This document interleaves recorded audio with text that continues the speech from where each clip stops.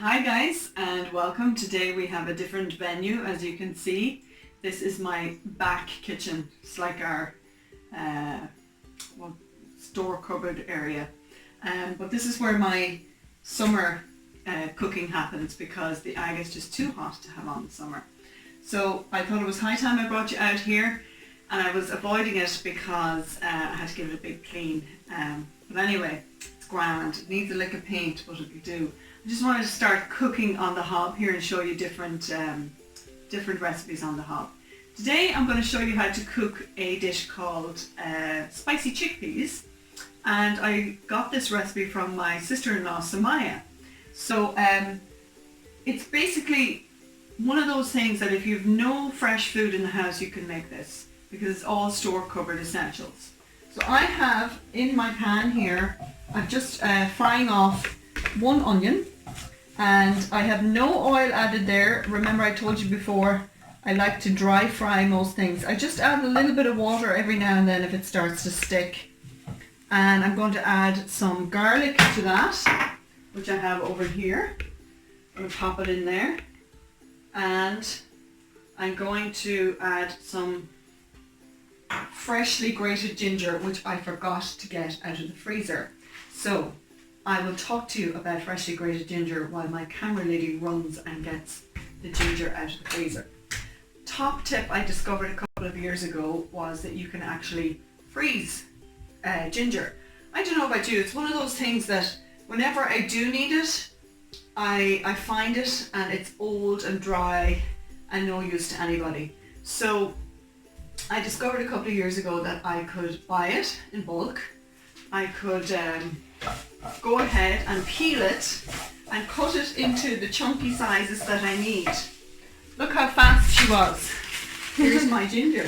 Good girl, Maria. So I just go ahead and bag it all like that. It's already peeled, and I have it into the right size that I need. So it's not difficult to cut, you know. If it was frozen, it'd be too hard to cut. So I'm going to go ahead and grate that straight in here, and you'd be surprised how easy it is to grate ginger when it's frozen. It just goes into nice fine little mush. So you can talk amongst yourselves while I do this. It's another beautiful day out there today.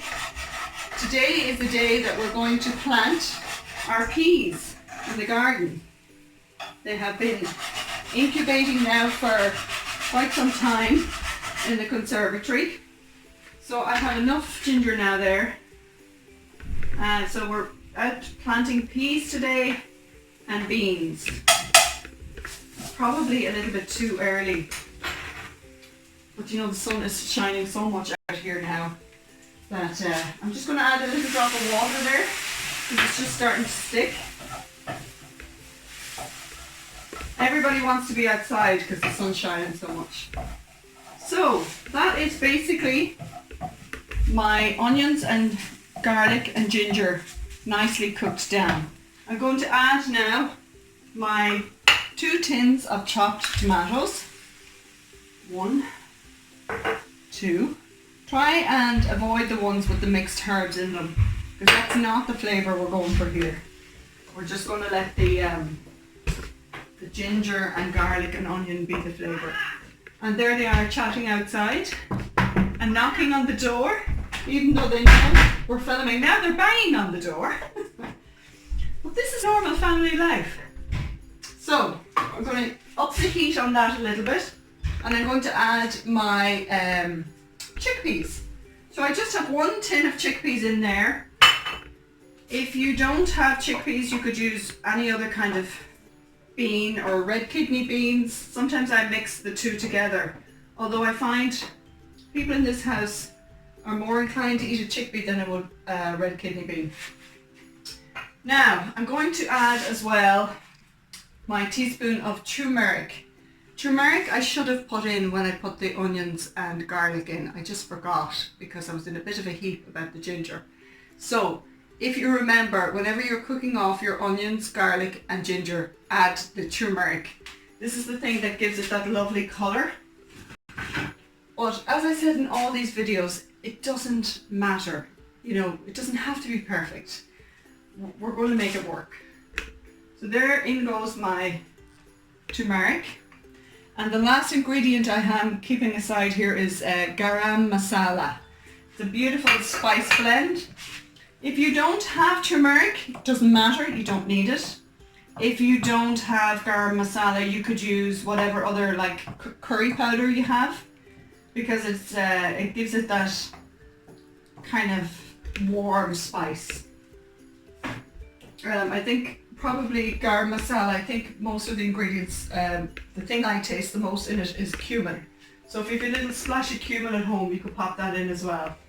I'm also going to add maybe about a teaspoon of salt. That's supposed to be good luck for somebody, isn't it? Or something like that. And you just let that cook off there for a little while. Until you start to see the tomatoes slightly reduce and your chickpeas are heated through. And then you add, so probably about 4 or 5 minutes there. But I don't want to delay, so I'm going to plow on and I'm going to add my garam masala in there. And already we can smell that lovely. There's about 2 teaspoons of garam masala in there. This is one of those things you need to figure out yourself. Do you like things with a bit of a kick to it, or just a mild flavour? If you wanted just mild flavour, just 1 teaspoon of garam masala. If you want to taste it, put in 2. I wish you could smell this, it's beautiful. And then the last thing you do before you serve is sprinkle it with coriander leaves. So I'm just going to turn that off and just go ahead and sprinkle the coriander leaves on top like that and mix them through. Now does that not look like something you would get in a nice Indian restaurant? It's probably called sag something or other, but I don't know what it is. Anyway, I want to thank you all for coming, and I want to just really encourage you to make the stuff that I'm showing you how to make. Some of you are doing it, and it's wonderful when you tag me in your photos, because twofold. Number one, it kind of gives me confirmation that this is a good thing that I'm doing. And number two, it encourages other people who feel like they can't make these things. When they see that you're able to do it, it's great. So thanks everybody, and God bless.